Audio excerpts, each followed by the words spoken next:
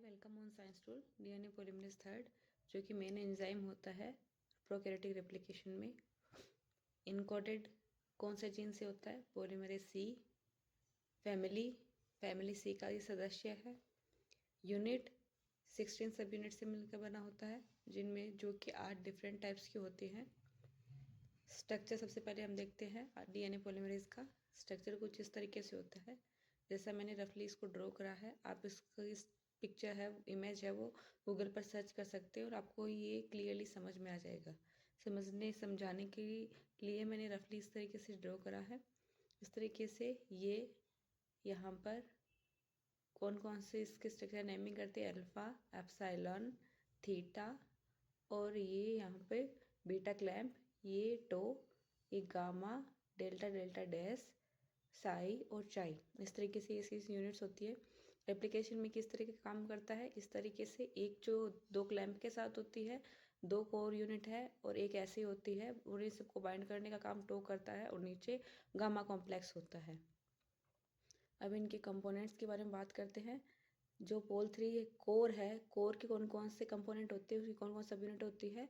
3 सब यूनिट होती है, अल्फा, एप्सिलॉन और थीटा। इनके क्या काम होता है? अल्फा काम होता है डीएनए पॉलीमराइजेशन करना। जीन कौन सा बनाता है इसको? डीएनए ई जीन। जो अल्फा है वो प्रूफ रीडिंग काम करता है, डीएनए क्यू इसको बनाता है।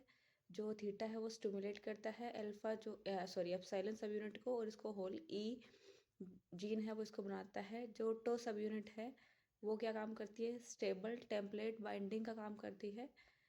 इसके अलावा ये बाइंड करती है डीएनए बी हेलिकेज से भी ये बाइंड करती है। इसको बनाता है डीएनए एक्स जीन। जो गामा है, गामा क्या काम करती है? डीएनए कॉम्प्लेक्स में गामा भी बहुत इंपॉर्टेंट रोल प्ले करती है। गामा यहाँ पर बाइंड करती है एटीपी से। डीएनए एक्स इस जीन को बनाता है, डेल्टा है वो बाइंड करती है बीटा क्लैम्प, जो कि क्लैम्प ओपनर का काम करती है। होल ए जीन इसको बनाता है, डेल्टा डेस है वो बाइंड करती है गामा और डेल्टा, जो क्लैम्प लोडर के रूप में काम करते हैं डेल्टा डेस, और इसको होल बी जीन बनाता है।